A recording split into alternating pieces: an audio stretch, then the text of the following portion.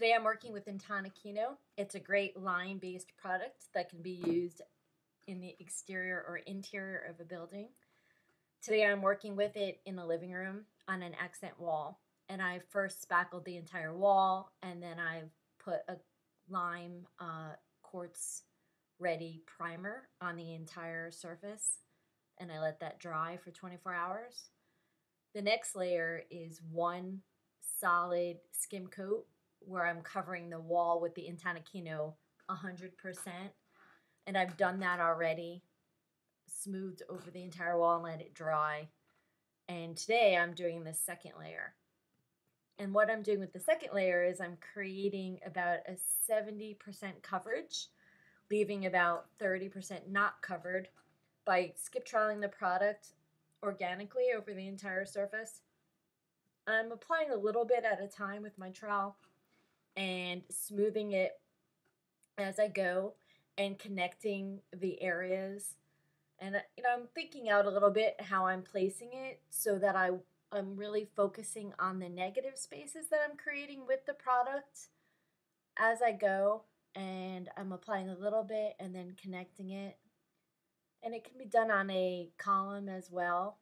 It's a little bit more tricky on a column because you have to really walk around slowly around the column and keep smoothing in the same direction as you go so that it is, in the end, a very smooth finish. And you want to really do the same thing on the wall. As you go, you're smoothing, and even though you're not covering the entire surface, you're moving with your trowel in the same diagonal direction to smooth it out.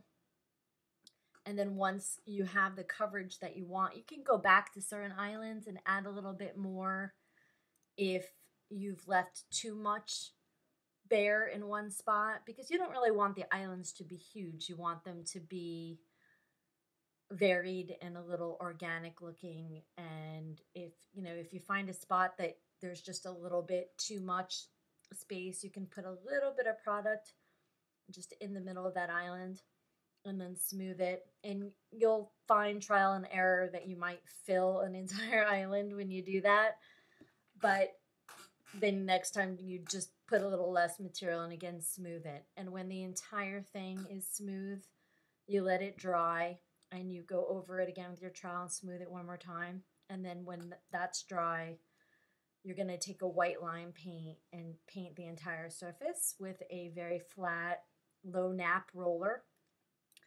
And then when that's dry, you go over with your trowel again to smooth. And what that's going to do is enable you to glaze it later.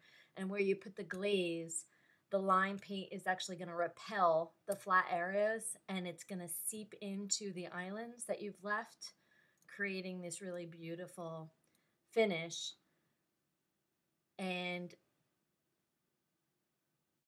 your finished product will be a beautiful old world effect with a very subtle glaze enhancing those